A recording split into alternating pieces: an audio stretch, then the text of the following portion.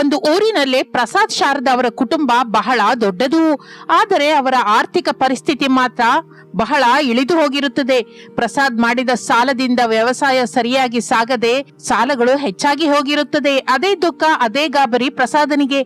ಸಾಲದವರು ಮನೆಗೆ ಬಂದು ಜಗಳ ಮಾಡುತ್ತಿರುವ ಪರಿಸ್ಥಿತಿ. ಒಂದು ದಿನ ಶಾರದಾ ಕಣ್ಣೀರಿನಿಂದ ಪ್ರಸಾದನ ಹತ್ರ ಹೀಗಂತಾಳೆ, ಏನು ಅಂದ್ರೆ ಈ ಸಾಲದವರು ದಿನಾನು ಮನೆಗ್ ಬಂದು ಕೇಳ್ತಾ ಇದ್ರೆ ನನಗ್ ತುಂಬಾ ಅವಮಾನ ಆಗ್ತಾ ಇದಾರಿ. ನಮ್ಮ ಮಕ್ಕಳು ಎಷ್ಟು ಕಷ್ಟಪಟ್ಟರು, ಆ ಬಡ್ಡಿ ಕಟ್ಟೋದಕ್ಕೆ ಸಹಿ ಹೋಗ್ತಾ ಇಲ್ಲ. ನಿಜಕ್ಕೂ ನಾವು ಈ ಸಾಲದಿಂದ ಯಾವಾಗ ಹೊರಗ್ ಬರ್ತೀವೋ ಏನೋ. ನನ್ಗಂತೂ ಸಾಕಾಗಿ ಹೋಗ್ತಾ ಇದೆ.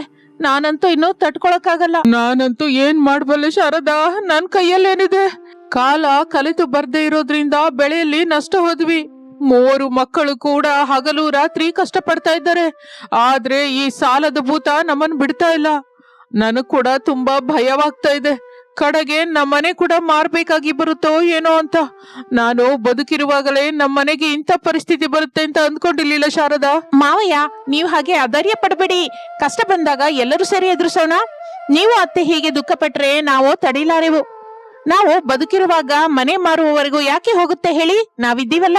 ಹೌದು ಮಾವಯ್ಯ, ಅನಾಮಿಕಾ ಅಕ್ಕ ಹೇಳಿದ್ದು 100% ನಿಜ. ನಾವೆಲ್ಲರೂ ಕಲಿತಿದ್ದೀವಿ, ಅದೇ ನಮ್ಮ ಬಲ. ಈ ದಿನ ಅಲ್ದೇ ಇದ್ರೆ ನಾಳೆ ಆದ್ರೂ ನಮ್ಮ ಕಷ್ಟಗಳು ತಿರಿ ಹೋಗುತ್ತೆ. ನೀವು ಧೈರ್ಯವಾಗಿರಿ. ದಿನವೂ ಅಳ್ತಾ ಕುತ್ಕೊಂಡ್ರೆ ಏನು ಲಾಭ? ಏನಾದ್ರೂ ದಾರಿ ಹುಡುಕ್ಬೇಕು. ಅತ್ತೆ, ನೀವು ಅನ್ನ ತಿಂದು ತುಂಬಾ ಹೊತ್ತಾಗಿದೆ.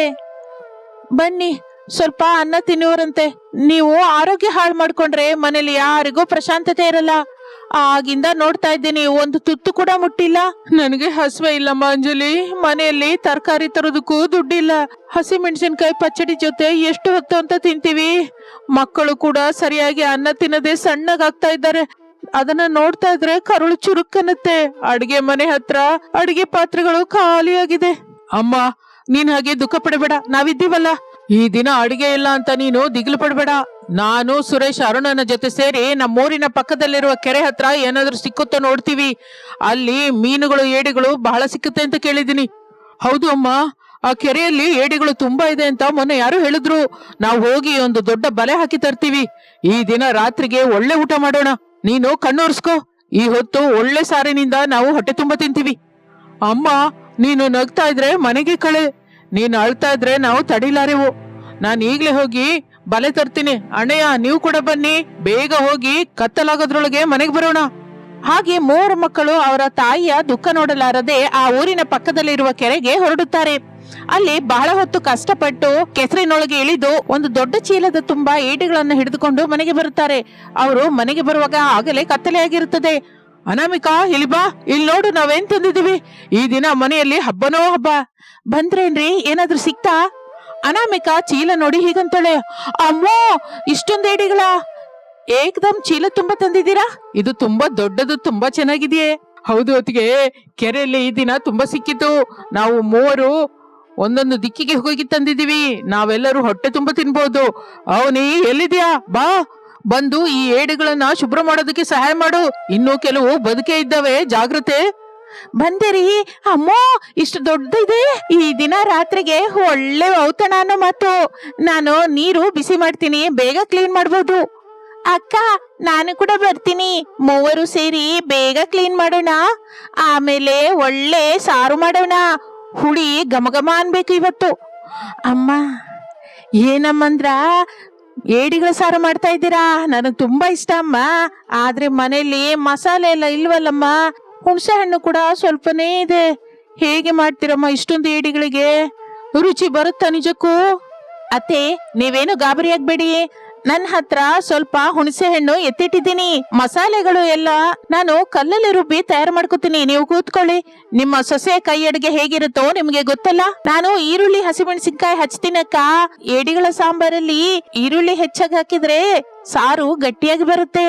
ಗ್ರೇವಿ ಕೂಡ ಎಲ್ಲರಿಗೂ ಸರಿ ಹೋಗುತ್ತೆ. ನಾನು ಒಲೆ ಮೇಲೆ ಉರಿ ಇಡ್ತೀನಿ. ದೊಡ್ಡ ಪಾತ್ರೆಯಲ್ಲಿ ಮಾಡೋಣ, ಏಕೆಂದ್ರೆ ಏಡಿಗಳು ತುಂಬಾ ಇದೆ ಅಲ್ವಾ, ಮತ್ತೆ ಎಲ್ರಿಗೂ ಸರಿ ಹೋಗ್ಬೇಕು, ಹಾಗೆ ಬಿಸಿ ಬಿಸಿಯಾಗಿ ತಿಂದ್ರೆ ಆ ಮಜಾನೇ ಬೇರೆ. ಹಾಗೆ ಅಂದುಕೊಳ್ಳುತ್ತಾ ಮೂವರು ಸೊಸೆಯರು ಸೇರಿ ಬಹಳ ಸಹನೆಯಿಂದ ಪ್ರೇಮದಿಂದ ಆ ಏಡಿಗಳನ್ನ ಶುಭ್ರ ಮಾಡುತ್ತಾರೆ. ಅನಾಮಿಕಾ ಮಸಾಲೆಯನ್ನು ಅರೆದು ಹುಣಸೆ ಹಣ್ಣಿನ ರಸ ತೆಗೆದು ಅದ್ಭುತವಾದ ಏಡಿಗಳ ಸಾಂಬಾರು ಮಾಡುತ್ತಾಳೆ. ಮನೆಯೆಲ್ಲ ಆ ಸಾಂಬಾರ್ ವಾಸನೆಯಿಂದ ತುಂಬಿ ಹೋಗುತ್ತೆ. ಕುಟುಂಬವೆಲ್ಲ ಒಂದು ಕಡೆ ಕೂತ್ಕೊಂಡು ಊಟಕ್ಕೆ ಸಿದ್ಧವಾಗುತ್ತಾರೆ. ಆಹಾ, ಏನು ವಾಸನೆ ಅಮ್ಮ, ನನ್ ಹೊಟ್ಟೆ ತುಂಬ ಹೋಯ್ತು ಈ ವಾಸನೆಗೆ. ತುಂಬಾ ದಿನದ ನಂತರ ಮನೆಯಲ್ಲಿ ಒಂದು ಒಳ್ಳೆ ಸಾರಿನ ವಾಸನೆ ಬರ್ತಾ ಇದೆ.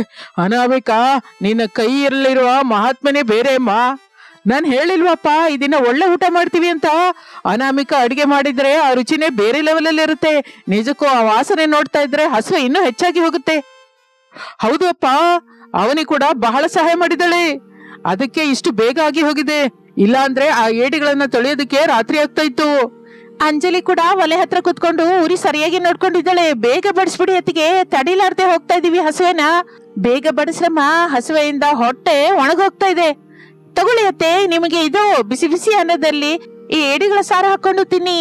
ಮಾವಯ್ಯ, ನಿಮಗೆ ಕೂಡ. ಚೂರುಗಳು ತುಂಬಾ ಚೆನ್ನಾಗಿ ಕುದ್ದಿದೆ, ಹುಣಸೆ ಹಣ್ಣಿನ ರಸ ಅಂತೂ ತುಂಬಾ ಚೆನ್ನಾಗಿ ಹಿಡಿದಿದೆ. ಹಾಗೆ ಅಂದುಕೊಳ್ಳುತ್ತಾ ಎಲ್ಲರೂ ಸೇರಿ ಊಟ ಮಾಡುತ್ತಾ ಇರ್ತಾರೆ. ಆ ಹುಳಿಯ ರುಚಿ ನೋಡಿ ಎಲ್ಲರ ಬಾಯಲ್ಲಿ ನೀರು ಹರಿದು ಬರುತ್ತದೆ. ಎಷ್ಟೋ ಆನಂದದಿಂದ ತೃಪ್ತಿಯಿಂದ ತಿನ್ನುತ್ತಾರೆ. ಬಹಳ ದಿನದ ನಂತರ ಆ ದಿನ ಎಲ್ಲರ ಮುಖದಲ್ಲಿ ಸಂತೋಷ ಕಾಣಿಸುತ್ತದೆ. ಆದರೆ ಅವರು ಮಾಡಿದ ಸಾಂಬಾರು ಮಾತ್ರ ಅರ್ಧಕ್ಕಿಂತ ಹೆಚ್ಚಾಗಿ ಉಳಿದು ಬಿಡುತ್ತದೆ.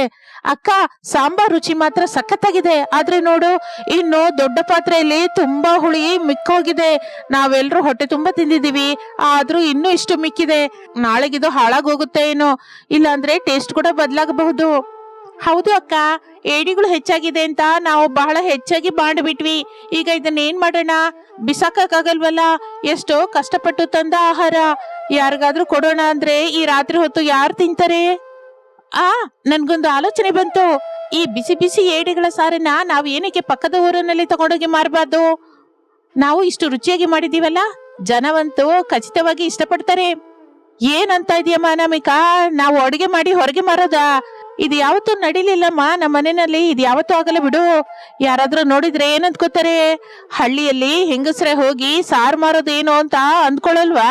ನಾನಂತೂ ಯಾವತ್ತೂ ನೋಡಿಲ್ಲಮ್ಮ. ಅತ್ತೆ, ತಪ್ಪೇನಿದೆ ಅದರಲ್ಲಿ? ನಾವು ಕಷ್ಟಪಟ್ಟು ತಿಂಡಿ ಮಾರ್ತಾ ಇದ್ದೀವಿ, ಯಾರ ಹತ್ರ ಬೇಡ್ಕೋತಾ ಇಲ್ವಲ್ಲ. ಈ ಹುಳಿ ರುಚಿ ತುಂಬಾ ಚೆನ್ನಾಗಿದೆ. ಪಕ್ಕದ ಊರಿನಲ್ಲಿ ಚಿಕ್ಕ ಚಿಕ್ಕ ಕೆಲಸ ಮಾಡ್ಕೊಳ್ಳೋರು, ಕೂಲಿಗಳು, ಫ್ಯಾಕ್ಟ್ರಿ ಕೆಲಸದವರು ಬಹಳ ಜನ ಇರ್ತಾರೆ. ಅವರಿಗೆ ಇಷ್ಟು ರುಚಿಯಾಗಿ ಅಡ್ಗೆ ಮಾಡುವ ಸಹನೆ ಇರೋದಿಲ್ಲ. ಅವರಿಗೆ ಒಳ್ಳೆ ಸಾರು ಕೊಟ್ರೆ ನಮಗೆ ದುಡ್ಡು ಬರುತ್ತೆ. ಅತ್ತೆ, ಅನಾಮಿಕಾ ಅಕ್ಕ ಹೇಳಿದ್ದು 100% ನಿಜ. ನಮ್ಮ ಆರ್ಥಿಕ ಪರಿಸ್ಥಿತಿ ಬಗ್ಗೆ ನಿಮ್ಗೆ ಗೊತ್ತಲ್ಲ. ಸಾಲದವರು ದಿನವೂ ಮನೆಗೆ ಬಂದು ಜಗಳ ಕೂಡ ಮಾಡ್ತಾ ಇದ್ದಾರೆ. ಹೀಗೆ ಭಯಪಡೋದಕ್ಕಿಂತ, ಹೀಗೆ ದುಃಖ ಪಡೋದಕ್ಕಿಂತ ಒಂದು ಚಿಕ್ಕ ಪ್ರಯತ್ನ ಯಾಕೆ ಮಾಡಬಾರ್ದು ಅಂತೀರಾ? ನಮ್ಗೆ ಸ್ವಲ್ಪ ಆದಾಯ ಬಂದ್ರು ಕಷ್ಟ ತೀರುತ್ತಲ್ಲ. ಹೌದು ಅತ್ತೆ, ನಾಳೆ ಬೆಳಿಗ್ಗೆ ಮತ್ತೆ ಅವರು ಇಬ್ಬರು ಬಾವಂದ್ರು ಹೋಗಿ ಏಡಿಗಳು ತರ್ತಾರೆ.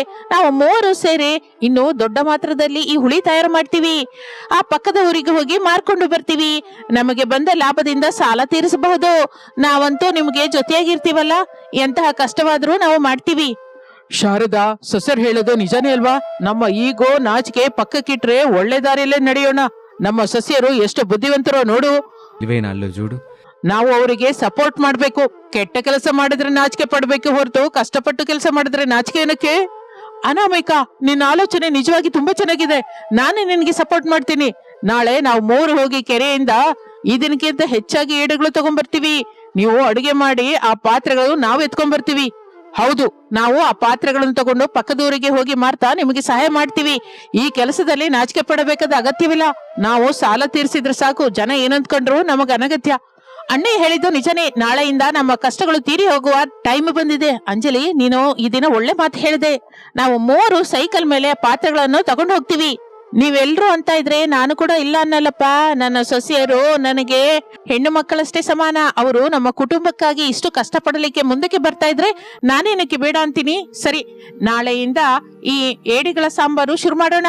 ನನ್ನ ಆಶೀರ್ವಾದವಂತೂ ನಿಮ್ಗೆ ಯಾವಾಗ್ಲೂ ಇರುತ್ತೆ. ಹಾಗಿರುವಾಗ ಮಾರನೇ ದಿನ ಬೆಳಿಗ್ಗೆ ರಮೇಶ್, ಸುರೇಶ್, ಅರುಣರು ಹೋಗಿ ಬಹಳ ಏಡಿಗಳನ್ನ ಹಿಡ್ಕೊಂಡ್ ಬರ್ತಾರೆ. ಅನಾಮಿಕಾ, ಅವನಿ, ಅಂಜಲಿ ಮೂವರು ಸೇರಿ ಬೇಗ ಶುಭ್ರ ಮಾಡಿ ಮನೆಯಲ್ಲಿರುವ ಅರಿಶಿನ, ಖಾರ, ಹುಣಸೆ ಹಣ್ಣಿನಿಂದ ವೇಗವಾಗಿ ದಪ್ಪನೆಯ ಏಡಿಗಳ ಸಾಂಬಾರನ್ನು ದೊಡ್ಡ ಪಾತ್ರೆಯಲ್ಲಿ ತಯಾರು ಮಾಡುತ್ತಾರೆ. ಆ ವಾಸನೆ ಊರೆಲ್ಲ ವ್ಯಾಪಿಸುತ್ತದೆ. ಮೂವರು ಮಕ್ಕಳು ಅವರ ಗಂಡಂದಿರು ಆ ಬಿಸಿ ಬಿಸಿ ಏಡಿಗಳ ಸಾಂಬಾರ್ ಪಾತ್ರೆಗಳನ್ನು ಹಿಡಿದುಕೊಂಡು ಪಕ್ಕದ ಊರಿಗೆ ಹೊರಡುತ್ತಾರೆ. ಪಕ್ಕದ ಊರಿಗೆ ಹೋದ ನಂತರ ಒಂದು ಮರದ ಕೆಳಗೆ ಅವರು ಆ ಪಾತ್ರೆಯನ್ನು ಇಡುತ್ತಾರೆ. ಬರ್ಬೇಕಮ್ಮ, ಬರ್ಬೇಕು, ಬಿಸಿ ಬಿಸಿ ಏಡಿಗಳ ಸಾಂಬಾರು, ರುಚಿಯಂತೂ ಅದ್ಭುತವಾಗಿದೆ, ಬರ್ಬೇಕಮ್ಮ, ಬರ್ಬೇಕು, ತಿಂದ್ರಿ ಅಂದ್ರೆ ಮತ್ತೆ ಮತ್ತೆ ಬೇಕು ಅಂತೀರಾ? ಬನ್ನಿ ಬಾಬು ಬನ್ನಿ, ಮನೆ ಅಡಿಗೆ ಹಳ್ಳಿಯ ಸೊಸೆಂದ್ರು ಮಾಡಿದ ನಿಜವಾದ ಏಡಿಗಳ ಸಾಂಬಾರು, ಒಂದ್ಸಲ ತಿಂದ್ರೆ ಮತ್ತೆ ಬಿಡುವುದಿಲ್ಲ, ಬಹಳ ಕಡಿಮೆ ರೇಟ್ಗೆ ಕೊಡ್ತಾ ಇದೀವಿ, ಬನ್ನಿ. ಅಣ್ಣ, ನೀವೊಂದು ಪ್ಲೇಟ್ ತಿಂದು ನೋಡಿ, ನಿಮಗೆ ಹಿಡಿಸಿದ್ರೆ ದುಡ್ಡು ಕೊಡಿ. ಬಿಸಿ ಬಿಸಿ ಅನ್ನ, ಏಡಿಗಳ ಸಾಂಬಾರ್ ಮನೆಯಲ್ಲಿ ನಿಮ್ ಹೆಂಡತಿ ಮಾಡಿದ್ರೆ ಹೇಗಿರುತ್ತೋ ಅದಕ್ಕಿಂತ ರುಚಿಯಾಗಿರುತ್ತೆ. ಹಾಗೆ ಅವರ ಅರಚಾಟ ಕೇಳಿ ಪಕ್ಕದ ಊರಿನ ಜನರೆಲ್ಲ ಅಲ್ಲಿ ಗುಂಪುಗೂಡುತ್ತಾರೆ. ಆ ಫ್ಯಾಕ್ಟರಿ ಕೆಲಸದವರು ಬಂದು ಹುಳಿಯ ರುಚಿ ನೋಡುತ್ತಾರೆ. ಆ ಹುಳಿಯನ್ನು ಅನ್ನದಲ್ಲಿ ಕಲಿಸಿಕೊಂಡು ತಿಂದು ಆಶ್ಚರ್ಯ ಹೋಗುತ್ತಾರೆ. ಅಮ್ಮ, ಏನ್ ರುಚಿ ಅಮ್ಮ ಇದು, ಇಷ್ಟು ರುಚಿಯಾದ ಏಡಿಗಳ ಸಾಂಬಾರು ನಾನು ಯಾವತ್ತೂ ತಿಂದಿಲ್ಲ, ಇನ್ನೊಂದು ಪ್ಲೇಟ್ ಕೊಡಮ್ಮ, ನನ್ನ ಹೆಂಡತಿ ಕೂಡ ಪಾರ್ಸಲ್ ಕಟ್ಟು, ನಾನು ದಿನವೂ ಇಲ್ಲಿಗೆ ಬರ್ತೀನಿ. ನಂಗ್ ಕೂಡ ಒಂದು ಪಾರ್ಸಲ್ ಕೊಡಮ್ಮ, ಈ ವಾಸನೆ ನೋಡ್ತಾ ಇದ್ರೆ ಬಾಯಲ್ಲಿ ನೀರ್ ಬರುತ್ತೆ, ಎಷ್ಟು ಕಷ್ಟಪಟ್ಟಿದ್ರೋ ಏನೋ, ಅಮೃತದ ಆಗಿದೆ, ನಿನ್ನ ಕೈಯಲ್ಲಿ ಒಳ್ಳೆ ರುಚಿ ಇದೆ ಅಮ್ಮ. ಏನ್ರಪ್ಪ ದಿನವೂ ಹೀಗೇನೆ ಬರ್ತೀರಾ? ನಮಗೆ ಕೆಲಸ ಮಾಡಿ ಬಂದು ಅಡುಗೆ ಮಾಡ್ಕೊಳ್ಳೋದು ಕಷ್ಟ, ನೀವು ದಿನವೂ ಬಂದ್ರೆ ನಾವ್ ಇಲ್ಲೇ ಕೊಂಡ್ಕೋತೀವಿ, ನಮಗೆ ಮನೆಯಲ್ಲಿ ಊಟ ಸಿಕ್ಕ ಹಾಗಾಗುತ್ತಲ್ಲ. ತಪ್ಪದೆ ಸ್ವಾಮಿ, ನಾವು ದಿನವೂ ಹೀಗೆ ಬಿಸಿ ಬಿಸಿಯಾಗಿ ಏಡಿಗಳ ಸಾರು ತರ್ತೀವಿ, ನೀವು ಎಲ್ರು ನಮಗೆ ಸಪೋರ್ಟ್ ಮಾಡಿದ್ರೆ ನಾವು ದಿನವೂ ಬರೋದಕ್ಕೆ ಸಿದ್ಧನೇ. ಹಾಗೆ ಅಂದುಕೊಳ್ಳುತ್ತಾ ಇರುವಾಗಲೇ ಅವರು ಆ ಪಾತ್ರೆಯಲ್ಲಿ ಆ ದಿನ ತಂದ ಹುಳಿ ಎಲ್ಲ ಖಾಲಿಯಾಗುತ್ತೆ. ಅವರು ಅಂದುಕೊಂಡದಕ್ಕಿಂತ ಹೆಚ್ಚೇ ದುಡ್ಡು ಬರುತ್ತದೆ. ಮೂವರು ಜೊತೆಯರು ಆನಂದದಿಂದ ಮನೆಗೆ ತಿರುಗಿ ಬರುತ್ತಾರೆ. ಆ ರಾತ್ರಿ ಮನೆಯಲ್ಲಿ ಅವರಿಗೆ ಬಂದಂತ ಆದಾಯವನ್ನು ಲೆಕ್ಕ ಇಟ್ಕೋತಾ ಇದ್ರೆ ಎಲ್ಲರ ಮುಖದಲ್ಲೂ ಬಹಳ ಆನಂದ ಕಾಣಿಸುತ್ತೆ. ಅಮ್ಮ, ಅಪ್ಪ, ನೋಡಿ ಎಷ್ಟು ಲಾಭ ಬಂತು, ನಾವು ಪಟ್ಟ ಕಷ್ಟಕ್ಕೆ ತಕ್ಕ ಪ್ರತಿಫಲ ಸಿಕ್ಕಿದೆ, ಜನ ಒಳ್ಳೆ ತಿಂಡಿಗಾಗಿ ಎಷ್ಟು ದುಡ್ಡಾದ್ರೂ ಕೊಡ್ತಾರೆ ಅಂತ ಈ ದಿನ ಅರ್ಥವಾಯ್ತು. ನಾವು ಕಡಿಮೆ ರೇಟಿಗೆ ಮಾರಿದರೂ ಎಷ್ಟು ಲಾಭ ಬಂದಿದೆಯೋ, ಈ ದಿನ ನನಗೆ ಬಹಳ ಗರ್ವವಾಗಿದೆ ಅಪ್ಪ. ನಮ್ಮ ಸೊಸೆಯರ ಜಾಣ್ಮೆ ನಮ್ಮೆಲ್ಲರಿಗೂ ಹೊಸ ದಾರಿ ತೋರಿಸಿದೆ. ಅವರು ಈ ಮನೆಗೆ ಮಹಾಲಕ್ಷ್ಮಿಯಾಗಿ ಬಂದಿದ್ದಾರೆ. ನಾನು ಇಷ್ಟು ಕಾಲ ಭಯಪಟ್ಟೆ ಹೊರತು ಈಗ ನನ್ನ ಭಯವೆಲ್ಲ ಹೋಯಿತು. ಹೌದು ರೀ, ಸೊಸೆಯಂದ್ರಂದ್ರೆ ಮನೆಗೆ ದೀಪಗಳು ಅಂದಿದ್ದಾರೆ. ಈ ದಿನ ನನ್ನ ಸೊಸೆಯರು ನನ್ನ ಮನೆಗೆ ಬೆಳಕು ತಂದಿದ್ದಾರೆ. ಅನಾಮಿಕಾ, ಅವನಿ, ಅಮ್ಮ ಅಂಜಲಿ, ನಿಮಗೆ ಬಹಳ ಕೃತಜ್ಞತೆಗಳಮ್ಮ. ನಿಮ್ಮ ಸಹನೆ ಪ್ರೇಮದಿಂದ ಇದು ಸಾಧ್ಯವಾಯ್ತು. ಅತ್ತೆ, ಇದೆಲ್ಲ ನಮ್ಮೆಲ್ಲರ ಕಷ್ಟ. ಇನ್ನು ಮೇಲಿಂದ ದಿನವೂ ನಾವು ಅಡಿಗೆ ಮಾಡ್ತೀವಿ, ಅವರು ದಿನ ಹೊರಗೆ ಮಾರ್ತಾರೆ. ಈ ವ್ಯಾಪಾರ ನಾವು ಇನ್ನೂ ದೊಡ್ಡದು ಮಾಡೋಣ. ಒಗ್ಗಟ್ಟಾಗಿದ್ದರೆ ಏನಾದ್ರೂ ಮಾಡಬಹುದು. ಹೌದು ಅಕ್ಕ, ನಾವು ಪಕ್ಕದ ಊರಿನಲ್ಲಿ ಅಲ್ಲದೆ ನಮ್ಮ ಸುತ್ತಮುತ್ತಲು ಬೇರೆ ಊರಿಗೆ ಕೂಡ ತಗೊಂಡೋಗಿ ಮಾರೋಣ. ನಮಗೆ ಬಂದ ದುಡ್ಡಿನಿಂದ ನಮ್ಮ ಋಣಭಾರವೆಲ್ಲ ಬೇಗನೆ ತೀರಿ ಹೋಗುತ್ತೆ. ಆ ನಂತರ ಚಿಕ್ಕ ಮನೆ ಕೂಡ ಕಟ್ಕೊಳ್ಳೋಣ. ಆಗ ನಮ್ಮ ಮಾವಯ್ಯನ ಮುಖದಲ್ಲಿ ಸಂತೋಷನೇ ಇರುತ್ತೆ ಅಕ್ಕ. ದುಃಖಕ್ಕೆ ಬದಲು ಸಾಲದವರು ನಮ್ಮನೆ ಸುತ್ತದನ್ನ ಬಿಟ್ಟು ಏಡಿಗಳ ಸಾರಿಗಾಗಿ ಜನಗಳು ನಮ್ಮನೆ ಸುತ್ತು ತಿರುಗುತ್ತಾರೆ. ನಾನು ನಾಳೆಯಿಂದ ಬೆಳಿಗ್ಗೆ ಹೇಳುತ್ತಲೇ ಏಡಿ ಹಿಳಿಯಲಿಕ್ಕೆ ಕೂಡ ಅವರಿಗೆ ಸಹಾಯ ಮಾಡ್ತೀನಿ. ನೀವು ಸೈಕಲ್ ಮೇಲೆ ಹೋಗಿ ಮಾರಿ, ನಾನು ಇಲ್ಲೇ ಇದ್ದು ಅಡಿಗೆ ಮಾಡೋದಕ್ಕೆ ನನ್ನ ಕೈಲಾದಷ್ಟು ಸಹಾಯ ಮಾಡ್ತೀನಿ. ಎಲ್ರು ಕೆಲಸ ಹಂಚಿಕೊಳ್ಳೋಣ. ತಪ್ಪದೆ ಅರುಣ್, ಈ ಏಡಿ ಸಾಂಬಾರಿನ ವ್ಯಾಪಾರ ನಮಗೆ ಹೊಸ ಜೀವನವನ್ನು ತಂದಿದೆ. ಯಾರಿಗಾದ್ರೂ ಇಷ್ಟವಿದೆಯೋ ಇಲ್ವೋ, ನಾವಂತೂ ಕಡಿಮೆ ಆಗೋದಿಲ್ಲ. ಕಷ್ಟಗಳು ಎದುರಿಸಿ ನಿಲ್ಲೋಣ. ಅಮ್ಮ, ನೀವು ಮನೆಯಲ್ಲೇ ಇದ್ದು ವಿಶ್ರಾಂತಿ ತಗೊಳ್ಳಿ. ಈಗಿನಿಂದ ತಮ್ಮಂದಿರು, ನಿಮ್ಮ ಸೊಸೆಯರು, ನಾನು ಎಲ್ಲರೂ ಸೇರಿ ನೋಡ್ಕೋತೀವಿ. ನೀನು ಅಪ್ಪ ಪ್ರಶಾಂತವಾಗಿರಿ. ನಿಮ್ಮ ಆಶೀರ್ವಾದ ನಮಗಿದ್ದರೆ ಸಾಕು. ಈ ವಿಧದಿಂದ ಶಾರದಾ ಪ್ರಸಾದರ ಕುಟುಂಬ ಏಡಿಗಳ ಸಾಂಬಾರ್ ವ್ಯಾಪಾರದಲ್ಲಿ ತೊಡಗಿಸಿಕೊಳ್ಳುತ್ತಾರೆ. ಮೂವರು ಸೊಸೆಯರು ಒಬ್ಬರ ಜೊತೆಯಾಗಿ ಏಡಿಗಳ ಸಾಂಬಾರು ಮಾರ್ತಾ ಇರ್ತಾರೆ. ದಿನ ದಿನಕ್ಕೂ ಅವರು ಮಾಡುವ ಏಡಿಗಳ ಸಾಂಬಾರ್ ರುಚಿ ಹೆಚ್ಚಾಗುತ್ತಾ ಹೋಗುತ್ತದೆ. ಕೆಲವು ಜನರು ಎಲ್ಲೆಲ್ಲಿಂದಲೋ ಬಂದು ತಿಂತಾ ಇರ್ತಾರೆ. ಹಾಗೆ ವ್ಯಾಪಾರದಿಂದ ಒಳ್ಳೆ ಲಾಭ ಹೊಂದುತ್ತಾ ಇರುತ್ತಾರೆ ಅವರು. ಸ್ವಲ್ಪ ಕಾಲದ ನಂತರ ಅವರ ಸಾಲಗಳೆಲ್ಲ ತೀರಿ ಹೋಗುತ್ತೆ. ಅವರ ಕುಟುಂಬದಲ್ಲಿ ಮತ್ತೆ ನಗು ತರುವುದಕ್ಕೆ ಆ ಮೂವರು ಸೊಸೆಯರು ಸೇರಿ ಮಾಡಿದ ಒಂದು ಆಲೋಚನೆಯೇ ಕಾರಣವಾಯಿತು. ಶಾರದಾ, ನಮಗಿರುವ ದುಃಖಗಳೆಲ್ಲ ಹೊರಟು ಹೋಯ್ತು. ಅನಾಮಿಕ ಆಲೋಚನೆಯಿಂದ ಮಿಕ್ಕ ಸೊಸೆಯರು ಸೇರಿ ಸಹಕರಿಸಿದ್ದರಿಂದ ನಮ್ಮ ಋಣಭಾರದಿಂದ ನಾವು ಹೊರಗೆ ಬಂದ್ವಿ. ದೇವರು ನಮಗೆ ಈ ಕಷ್ಟಗಳಿಂದ ಒಳ್ಳೆ ದಾರಿ ತೋರಿಸಿದ್ದಾನೆ. ಈಗ ನಾವು ಪ್ರಶಾಂತವಾಗಿದ್ದೀವಿ. ಈ ವಯಸ್ಸಿನಲ್ಲಿ ನನಗಿಷ್ಟು ಆನಂದ ಸಿಕ್ಕುತ್ತೆ ಅಂತ ನಾನೆಂದೂ ಅಂದ್ಕೊಂಡಿಲ್ಲ. ಹೌದು ರೀ, ಯಾರಾದ್ರೂ ಕೇಳ್ತಾರೆ ನಿಮಗೆ ಆಸ್ತಿ ಏನಿದೆ ಅಂತ, ನಾನು ಧೈರ್ಯವಾಗಿ ಹೇಳ್ತೀನಿ ರೀ, ನನ್ನ ಮೂವರು ಸೊಸೆಯರೇ ನನ್ನ ಆಸ್ತಿ ಅಂತ. ಈ ದಿನದವರೆಗೂ ಅವರಿಂದ ಈ ಮನೆ ಸಂತೋಷದಿಂದ ತುಂಬಿ ಹೋಗಿದೆ. ಅನಾಮಿಕಾ, ಅವನಿ, ಅಂಜಲಿ ಅಂತ ಸೊಸೆಯರಿದ್ದರೆ ಮನೆಯಲ್ಲಿ ದೇವತೆ ನಿವಾಸಿಸುತ್ತೀರಿ. ಅತ್ತೆ, ಈ ವಿಜಯ ನಮ್ಮೆಲ್ಲರ ಒಗ್ಗಟ್ಟಿನ ಕೃಷಿ ಅಷ್ಟೇ. ನಾವೆಲ್ಲರೂ ಸೇರಿ ಒಂದೇ ಮಾತು ಒಂದೇ ದಾರಿಯಲ್ಲಿ ನಡೆದಿದ್ದರಿಂದ ಇದನ್ನ ಸಾಧಿಸಿದ್ದೀವಿ. ಅತ್ತೆ, ಎಲ್ಲ ನೀವು ನಮಗೆ ಸ್ವೇಚ್ಛೆಯಿಂದಲೇ. ಇನ್ನು ಮೇಲಿಂದ ಮನೆ ಹತ್ರ ವ್ಯಾಪಾರದಿಂದ ನಮ್ಮ ಕಷ್ಟಗಳನ್ನೆಲ್ಲ ತೀರಿಸಿದೀವಿ. ಹಾಯಾಗಿ ಜೀವಿಸಬಹುದು ನಾವು. ಹಾಗೆ ಆ ಕುಟುಂಬ ಕಲಿತು ಬೆರೆತು ಆನಂದದಿಂದ ಇರುತ್ತದೆ. ಆ ಊರಿನ ಹಳ್ಳಿಯ ಸೊಸೆಯರು ಏಡಿಗಳ ಸಾಂಬಾರಿನ ವ್ಯಾಪಾರ ಬಿಟ್ಟು ಆರ್ಥಿಕ ಕಷ್ಟಗಳನ್ನು ತೊಲಗಿಸಿಕೊಂಡು ಸುಖ ಸಂತೋಷದಿಂದ ಜೀವಿಸುತ್ತಾರೆ. ಏನೂ ಇಲ್ಲ ಅಂತ ಅತ್ತರೆ ಏನೂ ಆಗಲ್ವಲ್ಲ, ಇದ್ದುದರಲ್ಲಿಯೇ ದೊಡ್ಡದಾಗಿ ಆಲೋಚಿಸಿದರೆ ವಿಜಯ ಬರುತ್ತೆ ಅಂತ ಆ ಮೂವರು ಸೊಸೆಯರು ನಿರೂಪಿಸಿರುತ್ತಾರೆ. ಅವರ ಕಷ್ಟಗಳು ಹೋಗಿ ಆ ಮನೆಯಲ್ಲಿ ಆನಂದ ತುಂಬಿರುತ್ತದೆ. ಇದು ಇಂದಿನ ಕತೆ. ಮತ್ತೊಂದು ಆಸಕ್ತಿಕರ ಕಥೆ ಜೊತೆ ಮತ್ತೆ ಸೇರೋಣ. ಅಲ್ಲಿವರೆಗೂ ವಿರಾಮ. ನಮಸ್ತೆ.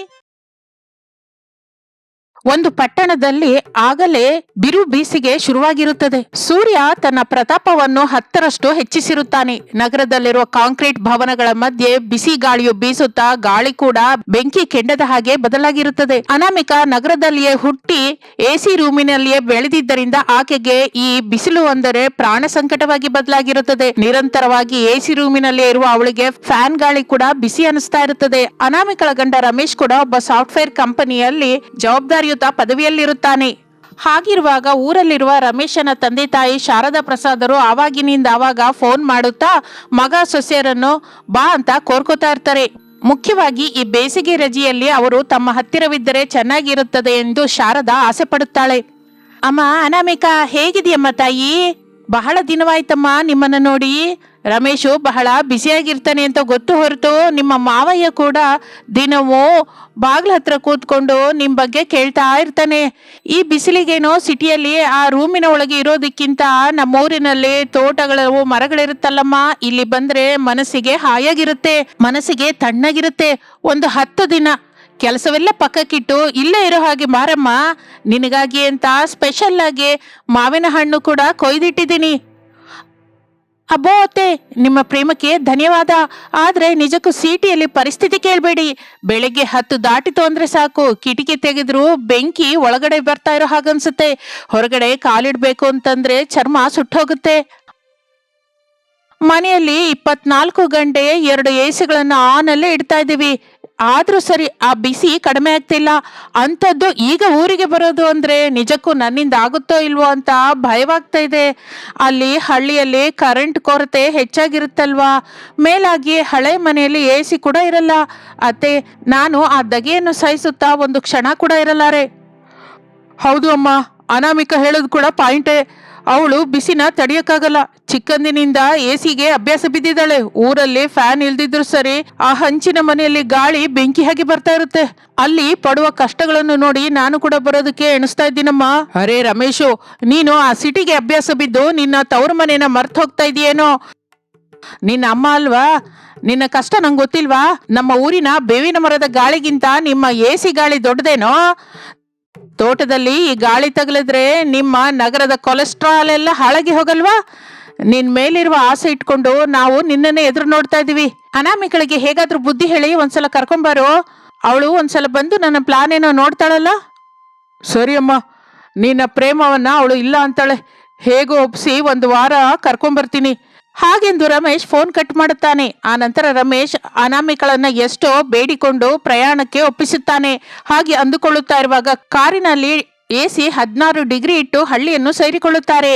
ಕಾರ್ ಡೋರ್ ತೆಗೆದು ಹೊರಗಡೆ ಕಾಲಿಡುತ್ತಲೇ ಒಂದೇ ಸಲಕ್ಕೆ ತಗುಲಿದ ಆ ಬಿಸಿ ಗಾಳಿಗೆ ಅನಾಮಿಕಳ ಮುಖ ಬಾಡಿ ಹೋಗುತ್ತದೆ.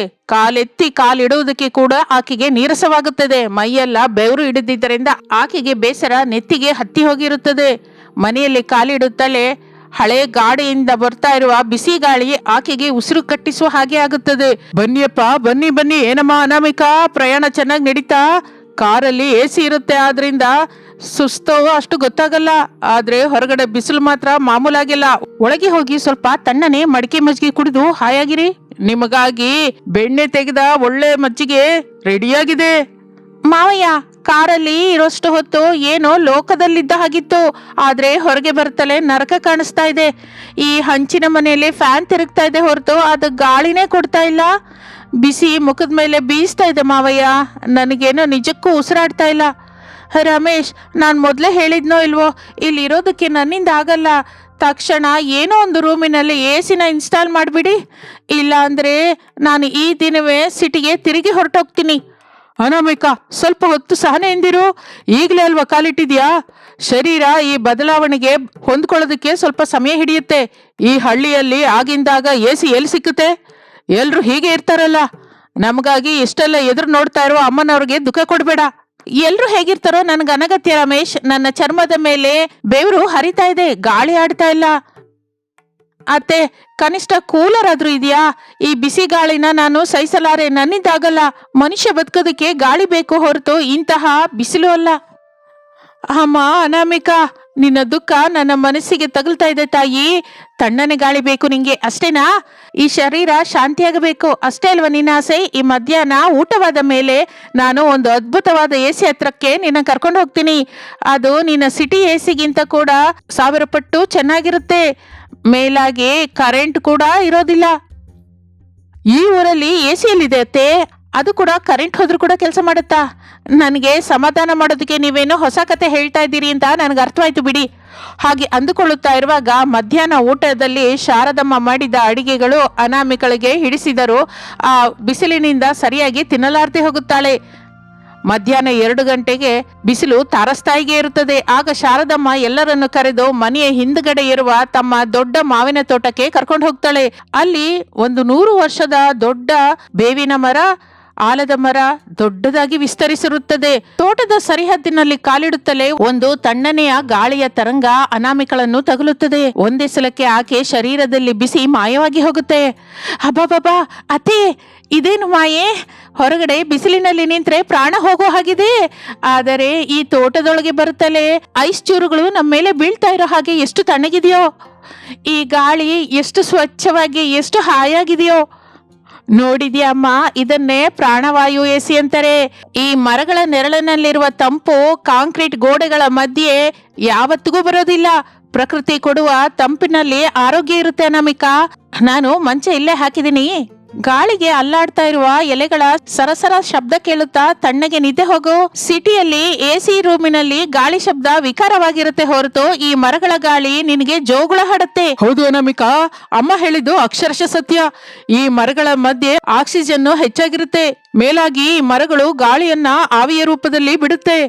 ಆದ್ರಿಂದ ಇಲ್ಲಿ ವಾತಾವರಣ ಯಾವಾಗಲೂ ತಣ್ಣಗೆ ಇರುತ್ತೆ. ನಮ್ಮ AC ರೂಮಿನಲ್ಲಿ ಗಾಳಿ ಹೊಗೆಯಾಗಿ ಬದಲಾಗಿ ನಮ್ಮ ಚರ್ಮವನ್ನು ಹಾಳು ಮಾಡುತ್ತೆ. ಆದ್ರೆ ಇಲ್ಲಿ ಗಾಳಿ ನಮ್ಮನ್ನ ಪುನರ್ಜೀವನ ಕೊಡುತ್ತೆ. ನಿಜನೇ ಅತ್ತೆ, ಇಲ್ಲಿ ಮಂಚದ ಮೇಲೆ ಮಲ್ಕೊಂಡ್ರೆ ನಿಜಕ್ಕೂ ಬೆವರೇ ಆಗ್ತಾ ಇಲ್ಲ ಗೊತ್ತಾ? ಏನೋ ತಿಳಿಯದ ಶಬ್ದ ಹಾಯಾಗಿ ಅನಿಸ್ತಾ ಇದೆ. ಇಷ್ಟು ದಿನವೂ ನಾನು AC ಯಂತ್ರಗಳ ಹಿಂದೆ ಓಡದೆ ಹೊರತು ಇಷ್ಟು ಸಹಜವಾದ AC ನನ್ನ ಅತ್ತೆ ಮನೆಯಲ್ಲಿ ಇದೆ ಅಂತ ಗ್ರಹಿಸಲಾರದೆ ಹೋದೆ. ನನಗಿಲ್ಲೇ ತುಂಬಾ ಪ್ರಶಾಂತವಾಗಿದೆ ಅತ್ತೆ. ಹಾಗೆ ಅಂದುಕೊಳ್ಳುತ್ತಾ ಮಧ್ಯಾಹ್ನ ತೋಟದಲ್ಲಿ ಕಳೆದ ಅನಾಮಿಕಂಗೆ ಬಿಸಿಯಿಂದ ಸಂಪೂರ್ಣ ಉಪಶಮನ ಆಗುತ್ತದೆ.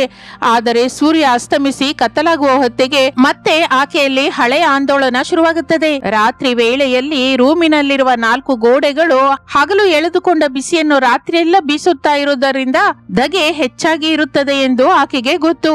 ಶಾರದಾ ಆಕೆಯ ಮನಸ್ಸಿನಲ್ಲಿರುವ ಭಯನ್ನ ಬಿಡಿಸುತ್ತಾಳೆ. ಈ ಸಲ ರೂಮಿನ ಒಳಗಲ್ಲದೆ ಮತ್ತೊಂದು ಹೆಜ್ಜೆ ಇಟ್ಟು, ಅತ್ತೆ, ಮಧ್ಯಾಹ್ನ ತೋಟದಲ್ಲಿರುವಷ್ಟು ಚೆನ್ನಾಗೇ ಇತ್ತು. ಆದ್ರೆ ಈಗ ರಾತ್ರಿ ಮಲ್ಕೊಳ್ಳೋದಕ್ಕೆ ರೂಮಿನೊಳಗೆ ಹೋದ್ರೆ ಮತ್ತೆ ಗೋಡೆಗಳ ಬಿಸಿ ತಡೀಲಾರೆ. ಹಗಲಿನ ಬಿಸಿಲಿಗೆ ಗೋಡೆಗಳೆಲ್ಲ ಸುಟ್ಟೋಗಿರುತ್ತಲ್ವಾ, ಮತ್ತೆ ರಾತ್ರಿ ಹೊತ್ತು ಫ್ಯಾನ್ ಗಾಳಿ ಕೂಡ ನನಗೆ ಸರಿ ಹೋಗಲ್ಲ ಅತ್ತೆ. ನಿದ್ರೆ ಇಲ್ದಿದ್ರೆ ನನಗೆ ನಾಳೆ ತಲೆನೋವು ಬರುತ್ತೆ. ಅಮ್ಮ ಅನಾಮಿಕಾ, ಈ ಬೇಸಿಗೆಯಲ್ಲಿ ನೀನು ಆ ರೂಮನ್ನ ಮರ್ತೋಗಮ್ಮ. ನಾವು ಈ ರಾತ್ರಿಗೆ ಹೊರಗೆ ಮಲ್ಕೊಳ್ಳೋಣ. ದೊಡ್ಡ ಬೇವಿನ ಮರದ ಕೆಳಗೆ ಮಂಚ ಹಾಕೋಣ. ಮೇಲೆ ಆಕಾಶದಲ್ಲಿ ಬೆಳದಿಂಗಳು ಇರುತ್ತದೆ. ಪಕ್ಕದಲ್ಲಿ ಮಲ್ಲಿಗೆ ಹೂಗಳ ಚಪ್ಪರದಿಂದ ಒಳ್ಳೆ ಸುವಾಸನೆ ಕೂಡ ಬರುತ್ತೆ. ಆ ಮರಗಳ ಗಾಳಿ ರಾತ್ರಿ ಹೊತ್ತಿನಲ್ಲಿ ನಿನಗೆ ಕೊಡುವ ತಂಪಿನ ಮುಂದೆ ನಿನ್ನ AC ಬಹಳ ದೂರ ಅಮ್ಮ. ಒಂದ್ಸಲ ಮಲ್ಕೊಂಡು ನೋಡು. ರಾತ್ರಿ ಹೊತ್ತು ಪ್ರಕೃತಿ ನಮಗೆ ಏನು ಕೊಡುತ್ತೆ ಅಂತ ನಿನಗೆ ಅರ್ಥವಾಗುತ್ತೆ. ಅಮ್ಮ ಅನಾಮಿಕಾ ಹೊರಗಡೆ ಮಲ್ಕೊಳ್ಳೋದು ಹೊಸದಲ್ವಾ? ಕತ್ತಲಲ್ಲಿ ಹುಳ ಹುಪ್ಪಟೆಗಳು ಬರುತ್ತೆ ಅಂತ ಭಯ ಪಡ್ತಾ ಇದ್ದಾಳೆ. ಅವಳಿಗೆ ಅಭ್ಯಾಸವಿಲ್ವಲ್ಲ. ಭಯ ಏನಕ್ಕಮ್ಮ? ಕೆಳಗಡೆ ಮಲ್ಕೊಳ್ಳಲ್ಲ, ನಾವು ಹೇಗೋ ಮಂಚದಲ್ಲೇ ಮಲ್ಕೋತೀವಿ. ಸುತ್ತಲೂ ಬೇವಿನ ಸೊಪ್ಪು, ಅರಿಶಿಣದ ನೀರು ಚೆಲ್ಲಿದೀನಿ. ಹುಳಗಳು ಕೂಡ ಬರೋದಿಲ್ಲ. ಆ ಬೇವಿನ ಗಿಡ ಕೊಡುವ ಆಕ್ಸಿಜನ್ ನಿನ್ನ ಶ್ವಾಸಕೋಶಕ್ಕೆ ಎಷ್ಟೋ ಒಳ್ಳೇದು. ಆ ತಂಪಿಗೆ ನೀನು ಮೈಮರೆತು ಹೋಗಿ ನಿದ್ರೆ ಹೋಗ್ತೀಯ. ಸರಿ ಅತ್ತೆ, ನಿಮ್ಮ ಮೇಲೆ ನಂಬಿಕೆಯಿಂದ ಮಲ್ಕೋತೀನಿ. ನೀವು ನನಗಾಗಿ ಇಷ್ಟು ಜಾಗ್ರತೆ ತಕೊಂಡಾಗ ನಾನು ಕೂಡ ಪ್ರಕೃತಿಯನ್ನ ಈ ಸಲ ಪೂರ್ತಿಯಾಗಿ ಅನುಭವಿಸಬೇಕು ಅಂದ್ಕೊಂಡಿದ್ದೀನಿ. ಹಾಗೆ ಅಂದುಕೊಳ್ಳುತ್ತಾ ಇರುವಾಗ ರಾತ್ರಿ 10 ಗಂಟೆ ಆಗುತ್ತದೆ. ಗಾಳಿ ಮೆಲ್ಲಗೆ ಬೀಸ್ತಾ ಇರುತ್ತದೆ. ಆಕಾಶದಲ್ಲಿ ತುಂಬು ಚಂದಿರ ಹಾಲಿನಂತಹ ಬೆಳದಿಂಗಳನ್ನ ಸುರಿಸುತ್ತಾ ಇರ್ತಾನೆ. ಬೇವಿನ ಗಿಡದಿಂದ ಬರುವ ತಣ್ಣನೆಯ ಗಾಳಿ ಅನಾಮಿಕಳನ್ನು ಮೆಲ್ಲಗೆ ತಾಗುತ್ತಾ ಇರುತ್ತದೆ.